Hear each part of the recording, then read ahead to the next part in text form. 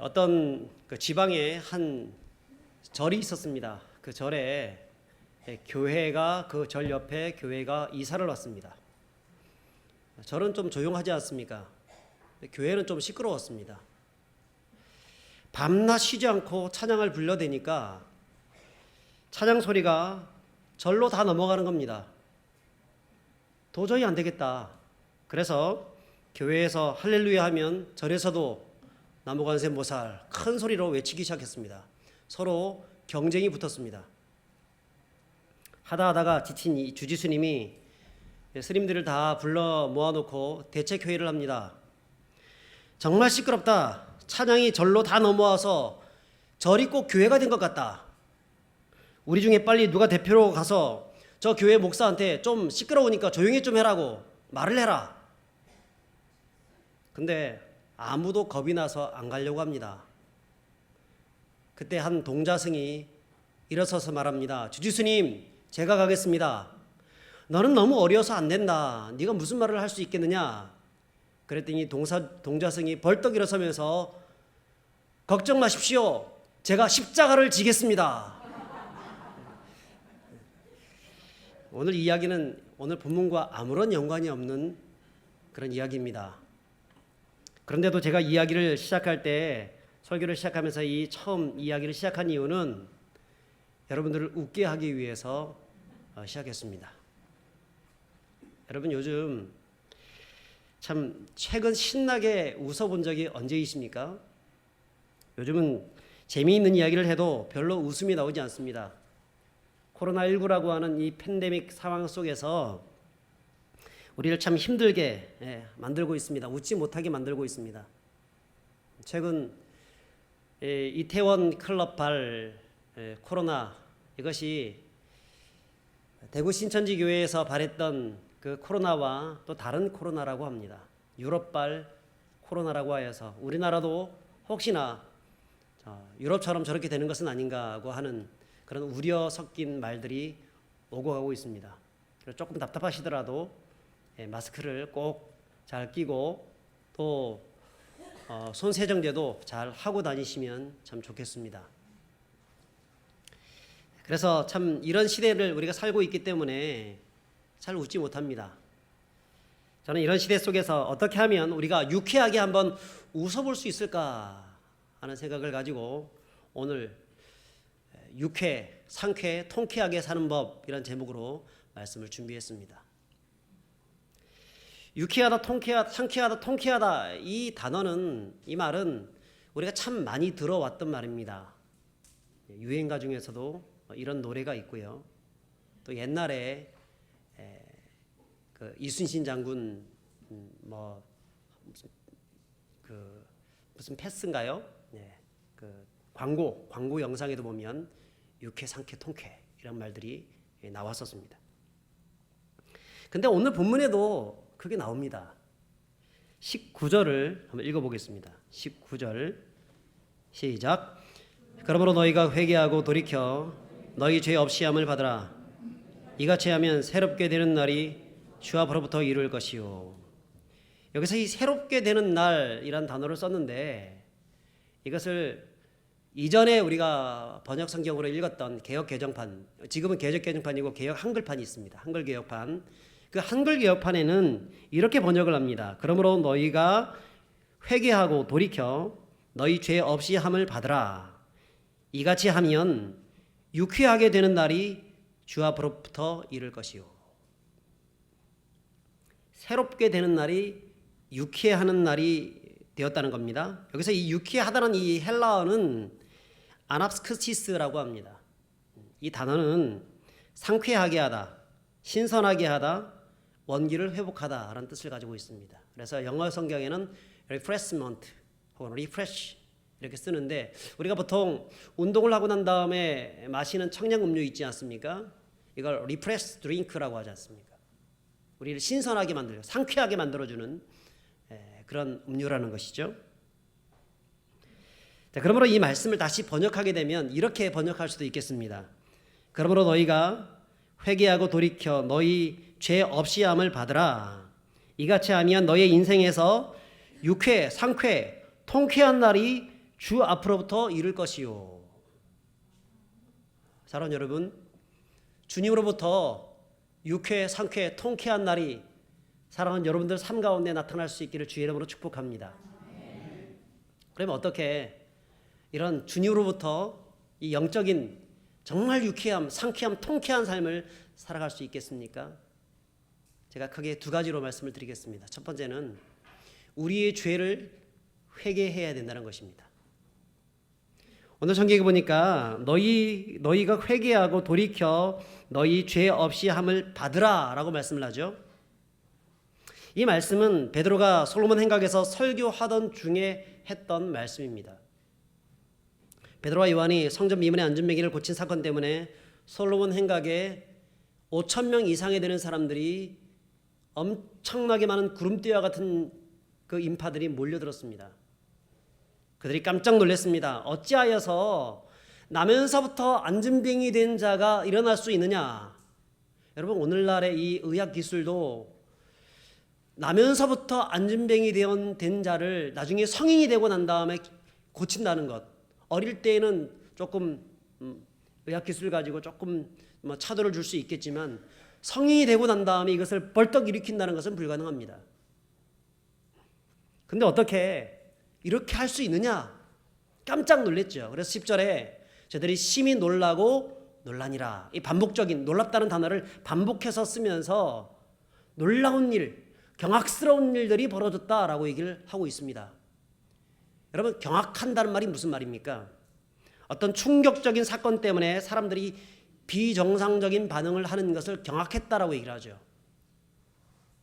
사도들이 이 안전매기를 고친 이 일 때문에 사람들이 그것 보고 충격받았다는 얘기입니다. 깜짝 놀랐다는 얘기입니다. 정신을 잃을 정도가 되었다는 얘기입니다. 자, 그러자 베드로가 12절에 오니까 왜 우리를 주목하느냐? 마치 우리가 이 사람을 일으킨 것처럼 왜 우리를 주목하느냐? 이 일은 우리의 힘에서, 우리의 능력에서 나온 것이 아니라 누구에게서 나온 것이죠? 너희들이 믿는 하나님. 오늘 성경에 의하면 아브라함과 이삭과 야곱의 하나님, 그 하나님이 보내신 종 예수, 그의 아들 예수 그리스도의 이름으로, 그 이름의 권세로 이런 일들이 일어난 것이다 라고 설교를 하고 있는 것입니다. 그리고 조목조목 그 설교를 통해서 그 예수가 어떻게 되었느냐? 바로 너희들이 그 예수를 십자가에 못 박아 죽이지 않았느냐라고 얘기하고 있습니다.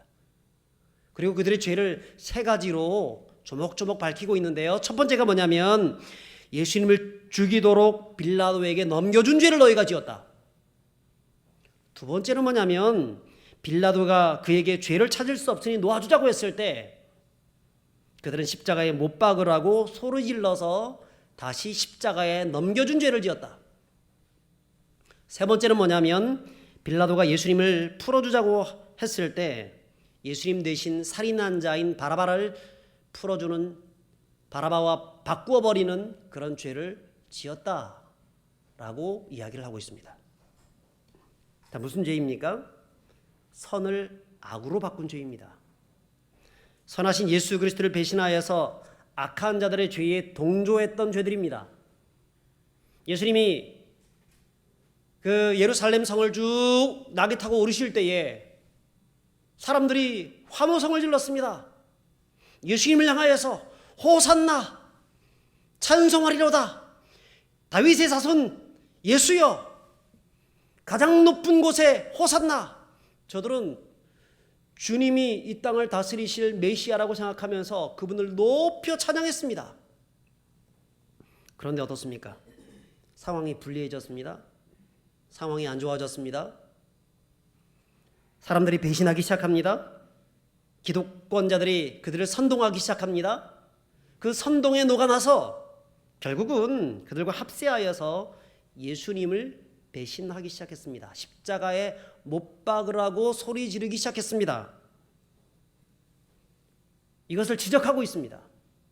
물론 이 말을 듣는 사람들 중에서 억울한 사람도 있을 것입니다. 나는 그런 말 한 적 없다. 나는 예수님을 십자가에 못 박으라고 말한 적 없다. 그런 생각을 해본 적도 없다. 왜 나만 가지고 그러느냐? 이렇게 말을 할 사람이 있을지 모르겠습니다만 여러분, 죄라는 것은 뭘까요? 불의가 있음에도 불구하고 그 불의에 대해서 침묵하는 것도 죄입니다. 선을 행할 줄 알고도 행치 않는 것도 죄입니다. 죄라는 것이죠. 아마도 그들은 이 설교를 듣기 전까지는 자신의 죄를 깨닫지 못했거나 혹 깨달았다 하더라도 은근히 은폐하면서 양심을 속이며 지금까지 있어 왔을 것입니다. 하지만 성전 미문에 앉아서 구걸했던 그 유명한 안전뱅이가 예수님의 이름으로 치유되어지고 회복되어지는 모습들을 보면서 저들은 마음에 큰 양심의 가책을 느끼기 시작했습니다. 동요되기 시작했습니다. 베드로가 그들에게 선포합니다.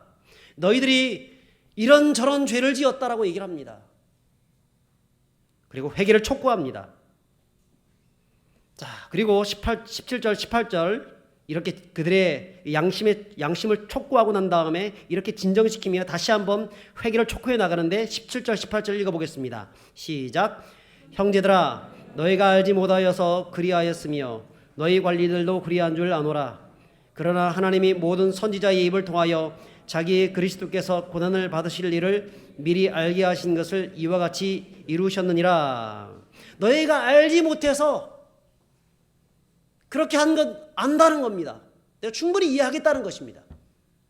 관리들조차도 선동당해서 그런 것이지 그러지 못했던 거 이해한다는 겁니다.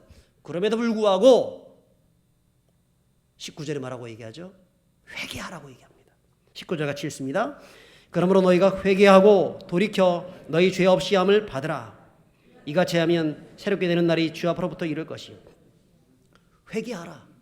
너희들이 죄 없다라고 얘기해서는 안 된다는 거예요. 너희들에게는 죄가 있다는 겁니다. 침묵한 죄가 있다는 겁니다.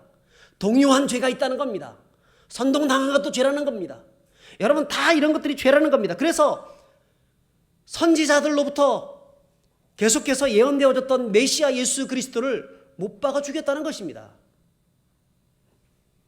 하지만 너희 인생에 죄를 회개하면 그 모든 것에서 변화되어져서 더 이상 죄책감 가운데 시달리지 않고 더 이상 고통당하지 않고 유쾌한 삶, 상쾌하고 정말 통쾌한 삶을 살 수 있다라고 말씀을 하고 있는 것입니다. 여러분, 사랑하는 여러분, 이것은 우리 인생도 마찬가지입니다. 죄의 문제가 있으면 우리 인생은 결코 행복해질 수가 없습니다. 가장 큰 문제가 죄의 문제입니다. 사람이 보이지 않는 이 죄, 그것 때문에 얼마나 많은 사람들이 그 죄로 인해서 파생된 고통을 당하고 있는지 모릅니다. 여러분, 죄로 인해서 무엇이 생겼습니까? 땅에 저주를 받아서 땅에 가시가 생기고 엉겅퀴가 생겼죠. 그뿐 아니라 그 죄로 말미암아서 가정이 파괴가 되었습니다. 서로 미움과 갈등이 생겼습니다. 자신의 죄를 다른 사람에게 미루기 시작합니다.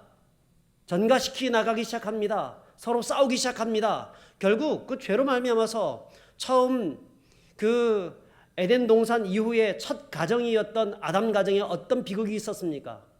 가인과 아벨이 그 사이에서 살인이 벌어졌습니다. 가정에서 사람을 죽이는 일들이 벌어졌다는 것입니다. 형제가 미워하고 싸워서 질투해서 죽여버렸습니다. 죄의 결과는 멸망입니다. 죄의 결과는 고통입니다. 참혹함입니다. 인생의 문제는 결국 죄로부터 오는 것입니다. 많은 사람들이 행복하길 원하고 내 인생의 좌우명은 유쾌, 상쾌, 통쾌다. 그런 삶을 내가 살겠다.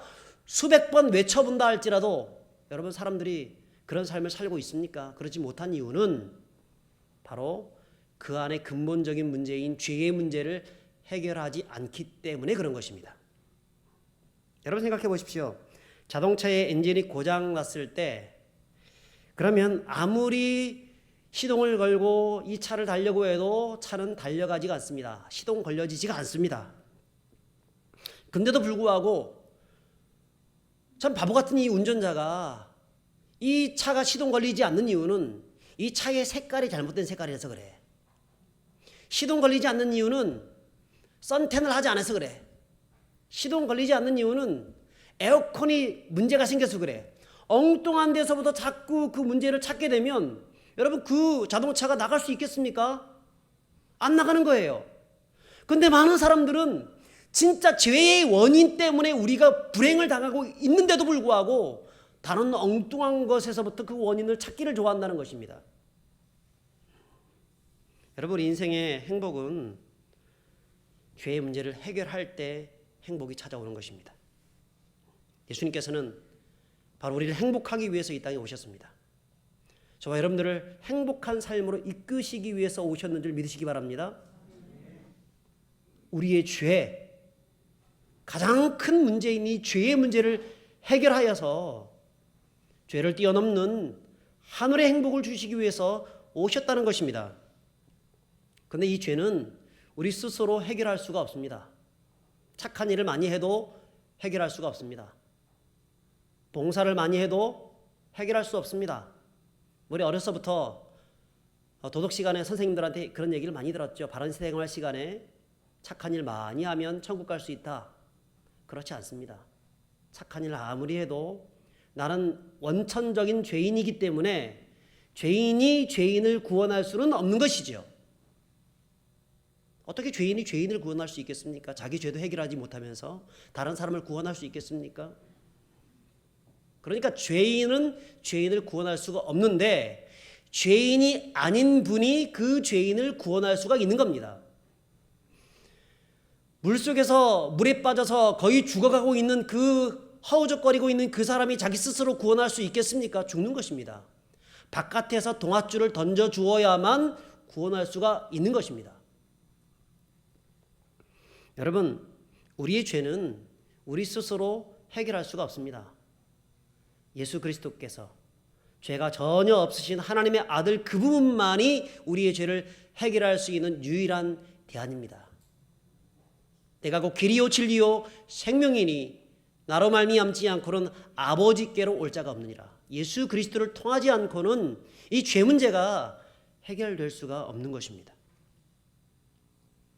그러므로 우리 인생을 예수 그리스도의 보혈의 그 진한 그 은혜 안으로 들어가야 합니다. 예수님이 저와 여러분들을 위해서 죽어주셨음을 믿으셔야 합니다. 그때 우리의 죄의 문제가 해결될 수가 있는 것입니다. 혹시 우리들 중에서 아직까지 예수님을 나의 구주 나의 하나님으로 영접하지 못하고 아직까지 나는 죄인입니다라고 주님 앞에 고백하지 않았던 그런 사람이 이 자리에 있다고 하면 여러분 이 시간이라도 고백하십시오. 나는 죄인입니다. 나는 억만죄악 가운데 죽어야 하는 악한 자입니다. 예수님 나를 용서해 주시고 내가 주님을 영접하오니 내 안에 임재해 주셔서 주님의 의로운 보혈의 피로 나를 깨끗게 하여 주시옵소서. 기도하시는 그런 분들이 되시길 바랍니다. 예수님을 나의 구주 나의 하나님으로 영접하시는 분들이 되시길 바랍니다. 그런 자들에게 어떻게 된다고 말씀합니까? 유쾌한 날이 이른다고 말씀합니다. 새롭게 되는 날이 이른다고 말씀합니다. 이전까지는 너희가 악하고 무능하고 전적 부패, 전적 타락한 그런 인생이었지만 이제부터는 너의 인생을 새로운 피조물로 만들어 주겠다고 말씀을 하고 있는 것입니다. 그러므로 예수 그리스도 안에서 죄사함 받고 죄에서 해방받고 참된 하늘의 기쁨을 유쾌하고 상쾌하고 통쾌한 삶을 살아가시는 저와 여러분들이 되시기를 주의 이름으로 축복합니다. 두 번째는 어떻게 유쾌하고 상쾌하고 통쾌한 이 행복한 삶을 우리가 살아갈 수 있겠습니까? 그것은 성령 받아야 합니다. 따라서 하겠습니다. 성령 받아야 한다. 여러분 성령 받는다는 것 이것은 우리의 호흡으로 살지 않고 하나님의 호흡으로 살겠다는 것입니다. 베드로는 이번 설교가 두 번째 설교입니다. 2장에 한 번 설교 나오고 오늘 이 3장에 또 설교가 나옵니다. 2장 38절에 그는 이런 말씀을 전했습니다. 2장 38절 한번 찾아서 한번 읽어보겠습니다. 같이 읽겠습니다. 시작. 베드로가 이르되 너희가 회개하여 각각 예수 그리스도의 이름으로 세례를 받고 죄 사함을 받으라. 그리하면 성령의 선물을 받으리니. 죄 사함을 받으면 성령을 선물로 주시겠다고 말씀합니다. 여러분, 우리가 주님 앞에 죄를 고백하면 주님이 우리 죄를 용서해 주시죠. 그게 죄 사함 받는 것입니다. 그러면 그런 자들에게 성령을 선물로 해 주십니다. 제가 설교 초반에 유쾌하다에 대해서 설명을 드렸습니다. 아나스크시스, 이 단어가 상쾌하게 하다, 신선하게 하다, 원기로 회복하다라고 했는데, 여러분, 이 단어를 조금 더 상세하게 분석할 필요가 있어요. 이 단어는 아나라고 하는 전치사와 프스코라고 하는 동사가 합쳐진 합성어입니다. 아나는 뭐냐면 위를 향하여, 하늘을 향하여라는 뜻을 가지고 있습니다. 프스코라는 뜻은 숨을 쉬다라는 뜻을 가지고 있습니다. 그러니까 유쾌하게 하다, 이것은 하늘을 향하여서 숨을 쉬다는 뜻을 가지고 있어요. 여러분, 우리가 언제 숨쉬기가 편해지고 기분이 좋아집니까? 언제 편해져요? 하늘을 향해서 숨을 들이쉴 때 참 편해지고 기분 좋아집니다. 맑은 공기가 내 폐로 쏙 들어올 때 기분이 좋아집니다. 오늘 다 이 마스크를 끼고 계신데 이 마스크를 딱 벗고 큰 숨 몰아쉬게 되면 참 기분이 좋아져요. 여러분, 등산 가서 편백나무 숲에서 그 편백나무 향기가 가득한 그곳에서 그 피톤치드, 그것이 내 가슴, 내 폐 깊은 곳으로부터 쑥 들어오게 되면 참 행복해지고 기분이 좋아져요. 하늘로부터, 하늘을 향하여서 숨을 쉬다, 이게 바로 아나스크시스라고 하는 이 단어예요. 하지만 이것의 본래 어원은 하나님을 향하여서 숨을 쉬는 것을 말합니다. 다시 말해서 우리의 육체가 하늘을 향해서 마스크를 벗어 던지고 신선한 공기를 들어 마실 때 우리 육체가 유쾌해진다고 하면, 여러분, 우리의 영혼은 하나님을 향하여서 하나님의 숨결을 받게 되어질 때 우리의 영혼이 유쾌해질 수 있다는 거예요. 창세기 2장 7절에 이렇게 말씀합니다. 여호와 하나님이 흙으로 사람을 지으시고 생기를 그 코에 불어넣으시니 사람이 생명이 된지라. 하나님의 숨결을 사람에게 불어넣으셨다는 것입니다. 그때 비로소 생명, 살아있는 사람이 되었다는 얘기예요. 그러면 거꾸로 하나님의 숨결을 불어넣지 않으면 살아있는 사람이 될 수 있을까요? 없지요. 하나님의 숨결이 빠져나오면 또 어떻습니까? 그 사람은 살아있다고 하지만 살아있는 사람일까요? 죽은 사람입니다. 껍데기에 불과합니다. 살아있다고 얘기를 하지만 산 사람이 아닙니다. 그래서 성경은 우리 인생을 향하여서 뭐라고 말씀하냐면 허물과 죄로 죽었다라고 얘기를 하죠. 여러분, 우리 인생은 허물과 죄로 죽은 자입니다. 겉으로는 숨을 쉬고 있죠. 그러나 그 영혼은 죽은 자라는 것입니다. 결국 어떻습니까? 그것 때문에 사람들은 존재의 일탈을 경험하게 되고 불안과 공포에 시달리며 살게 되고 죄책감에 시달리며 살게 되고 극단적인 그런 모습들까지도 나가게 되죠. 뭔가 그 빈 공간을 하나님의 호흡이 빠져나간 그 공간을 뭔가 채워보기 위해서 노력하지만 채워줄 수가 없기 때문에 채우고 또 채우고 채우다가 결국 허탈하여서 넘어지고 마는 것이죠. 하지만 예수님을 믿는 자들에게는 그 영혼에 성령님이 들어오십니다. 그 영혼의 창이 활짝 열려지게 되는 겁니다. 성령의 바람이 그 영혼의 창 안으로 쑥 들어오는 것입니다. 그리고 성령님과 함께 호흡하며 살아가는 진짜 살아있는 존재가 되는 것입니다. 여러분, 성령님과 함께 호흡하는 살아있는 하나님의 백성들이 되시기를 주의 이름으로 축복합니다. 에스겔 37장에 보면 에스겔 선지자를 하나님께서 죽음의 골짜기로 인도해 가십니다. 그리고 거기 보니까 수많은 뼈들, 마른 뼈들이 즐비하게 있었습니다. 하나님이 에스겔에게 말씀하십니다. 에스겔아, 이 뼈들이 능히 살 수 있겠느냐라고 묻습니다. 그러자 그는 주 여호와여 주께서 하십니다라고 합니다.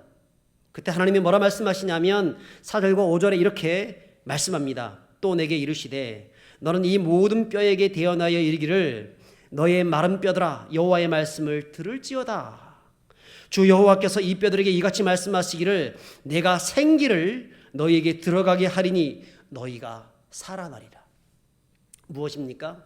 여러분, 이 뼈들을, 마른 뼈들이 살아날 수 있는 방법이 뭐라고요? 생기가 들어가는 것입니다. 하나님의 생기가 그들에게 들어갈 때 살 수 있다는 것입니다. 그래서 에스겔은 거기서 하나님의 말씀대로 대언했습니다. 생기야 사방에서 와서 이 사망당한 자들을 살아나라 이렇게 했더니 그들이 살아나면서 큰 군대가 되었다라고 말씀합니다. 그렇다면 여러분, 여기서 왜 사람들이 행복하지 못하는지를 그 이유를 알 수 있습니다. 왜 교회를 다녀도 행복하지 못합니까? 그것은 하나님의 생기, 하나님의 숨결로 살려고 하지 않고 내 숨결로 살려고 하기 때문에 그렇습니다. 내 지식, 내 욕망, 내 열정, 내 야망, 내 능력, 내 삶에 필요한 모든 것들로 살려고 하지 하나님께는 관심이 없기 때문에 행복하지 않는 거예요. 물론 우리 인생에 있어서 돈도 필요합니다. 육체를 윤택하게 하기 위해서는 참 돈이 있으면 훨씬 유익이 됩니다. 재물, 건강 있으면 더 좋습니다. 자식도 많이 낳으면 좋고 재산도 불어나면 좋고 큰 아파트에다가 좋은 자동차 몰고 다니면 뭐 더할 나위 없이 편하고 참 즐겁습니다. 그것은 우리의 육체가 유쾌하고 상쾌하고 통쾌해지기 위해서는 뭐 필요 충분 조건은 아니겠지만 필요 조건 정도는 될 것 같습니다. 하지만 여러분, 그것 가지고 우리 영혼에 진정한 만족을 줄 수 있을까요? 여러분, 그렇지 못합니다. 우리의 영혼은요, 세속적인 그 어떤 것 가지고 영혼의 만족이 되어지도록 설계되어 있지 않습니다. 우리에게 필요한 것은 무엇입니까? 하나님의 숨결이 필요한 것입니다. 하나님의 숨결을 잃어버린 인간은 그 숨결을 세상의 숨결로 채우려고 하다 보니까 결국은 채워지지 않고 갈증하고 또 갈망하다가 그 속에서 퇴락하여 넘어지고 망하는 것이죠. 이것을 이 경제학자 리처드 이스털린이 뭐라고 얘기했냐면 자기의 이름을 본따서 이스털린의 역설이라고 했습니다. 뭐냐면 그런 이렇게 말을 했습니다. 특정 지점을 넘어서면 돈은 더 이상 행복에 영향을 끼치지 않는다. 여러분, 돈이란 것은 우리가 되게 가난하고 없을 때에는 돈이 필요하죠. 있으면 행복할 것 같습니다. 그런데 어느 정도 내가 통장에 돈이 이 잔고가 충분히 남아있다고 생각하게 되면 그 돈이 더 많이 생기는 것 때문에 더 행복해지지 않는다는 거예요. 특정한 지점을 넘어서면 우리가 가지고 있는 이 소유, 그것이 우리를 행복하게 만들지 못한다는 것입니다. 그래서 많은 사람들이 가지고 또 가지고 채워 넣는데 행복하지 않고 나중에는 그렇게 많이 가지고 있는 사람이 자살하기도 하고 쾌락에 물들어서 넘어지기도 하고 절망적 인생을 살아가죠. 그것이 우리를 행복하게 하는 필요 충분 조건이 아니기 때문에 그런 것이죠. 그럼 무엇입니까? 하나님의 숨결이 내 안에 있어야 하는 겁니다. 하나님의 숨결, 성령님이 내 안에 있어야 하는 것입니다. 성령님이 떠나간 자리이기 때문에 성령님이 다시 들어와 있어야 하는 겁니다. 오늘날 너무나 풍요로운 이 물질적 번영과 과학적 진보를 사람들이 그것을 누리고 있음에도 불구하고 진정한 영혼의 웃음이 없는 이유가 바로 성령님이 그들에게 없기 때문에 그런 것이죠. 성도들 중에서도 마찬가지예요. 교회 나와서 예배를 드리고 있지만 행복하지 않는 이유는 성령과 상관없는 내 열정, 내 지식, 내 믿음, 내 생각, 내 판단, 사고관, 가치관 그것 가지고 살아가고 있기 때문에 그런 것입니다. 여러분, 그걸 끊어내셔야 됩니다. 그리고 성령님의 인도하심에 따라서 살겠다고 결단하시는 분들이 되시길 바랍니다. 하나님의 숨결이 필요합니다. 하나님의 호흡이 나의 호흡이 되고 하나님의 마음이 내 인생의 목표가 되어지고 하나님의 꿈이 내 비전이 되어지고 그래서 주님이 원하시는 대로 걸어가는 인생, 그 사람이 진짜 유쾌하고 상쾌하고 통쾌한 인생, 하나님이 기뻐하시는 행복한 인생이 될 수 있는 것입니다. 사랑하는 여러분, 우리 인생을 유쾌하게 만들고 있는 것이 무엇입니까? 여러분, 무엇 때문에 목숨 걸면서 그렇게 살아가고 있습니까? 우리를 가장 가치 있게 만드는 것은 예수 그리스도인 줄 믿으시기 바랍니다. 예수 그리스도를 붙잡고 나가는 우리가 되어야 합니다. 내 안에 있는 모든 죄악들 예수 이름으로 끊어내셔야 합니다. 그리고 성령님과 함께 동행하는 성도들이 되어야 합니다. 그럴 때 우리는 성령으로 말미암아서 새로운 힘을 얻게 되고 능력 있는 삶을 살아가게 되는 것입니다. 사랑하는 여러분, 이 코로나19의 어려움 속에서 우리는 참 알 수 없는 두려움 속에 그렇게 살아가고 있습니다. 앞으로 어떻게 세상이 어떻게 될런지 잘 알 수 없습니다. 제가 전에 칼럼을 썼습니다. 코로나 이후에 세상은 어떻게 될 것인가. 크게 세 가지 변화를 얘기를 했습니다. 하나는 문화적 변화죠. 대면 문화에서 비대면 문화로 바뀔 수밖에 없다는 것이죠. 사실 이런 것은 이 AI 그런 그 4차 산업혁명 이제 곧 시작이 되고 있는데 그것 때문에 예견되어진 것이었습니다만 사실 이 코로나 때문에 훨씬 더 빨리 그런 시대가 오게 되었습니다. 자, 두 번째는 무엇입니까? 두 번째는 경제적 변화입니다. 이제 자국의 보호무역주의가 점점 기세등등 일어나게 되면서 미국과 중국 간의 무역 전쟁이 더 가속화될 것입니다. 많은 경제학자들이 그것을 예견하고 있습니다. 그리고 유럽과 제3세계 국가들, 특히 농업 국가들이 자기의 식량을 보존하기 위한 그런 노력들을 많이 하게 될 것이고 우리나라 같은 경우에는 대무역에만 의존하고 있는 국가이기 때문에 이런 나라들은 굉장히 어려울 수도 있다라고 예언을 합니다. 그리고 이 정치적 변화에 대해서 또 예언을 합니다. 뭡니까? 빅브라더라고 하는 이 정치적인 이 권력자가 생겨나기 시작한다는 것입니다. 여러분, 사실 중국에서도 이런 일들이 벌어지고 있죠. AI 이런 것을 통해 가지고 사람들을 통제하고 수단 통제를 시켜 나가기 시작했는데 이미 이 코로나 때문에 여러분들이 동선이 일거수일투족이 다 지금 사람들에게 다 노출되어지고 있습니다. 특별한 이 권력자들에게 다 노출되어져 있습니다. 이것은 이것 때문에 자기 어떤 자율권 이런 것들이 많이 상실되어진 그런 시대를 우리가 살고 있다는 것입니다. 굉장히 불안이 극도화되어지고 있는 그런 시대를 살고 있습니다. 여러분, 이런 때에 우리의 영혼을 정말 유쾌하게 하고 상쾌하게 하고 통쾌하게 만들 수 있는 것이 무엇이겠습니까? 육신의 어떤 것 가지고는 결코 있을 수 없습니다. 내 영혼이 회복이 되어야 합니다. 내 영혼이 성령님과 동행해야 합니다. 성령님의 인도하심에 따라 살아가야 합니다. 그럴 때에 그 모든 것을 뛰어넘는 인생이 될 수 있고 특별히 우리가 마지막 시대를 살고 있는데 이 마지막 시대에 하나님의 마음에 합한 삶을 살 수 있게 되는 것입니다. 사랑하는 여러분, 이런 때에 사랑하는 여러분의 모든 삶 속에 하나님으로부터 오는 유쾌함, 상쾌함, 통쾌함이 있기를 주의 이름으로 축복합니다. 내 호흡과 내 열정으로 사는 것이 아니라 하나님의 호흡과 하나님의 열정으로 살아서 하나님을 기쁘시게 해드릴 수 있는 믿음의 백성들 다 되시기를 주의 이름으로 축복합니다. 우리 함께 찬양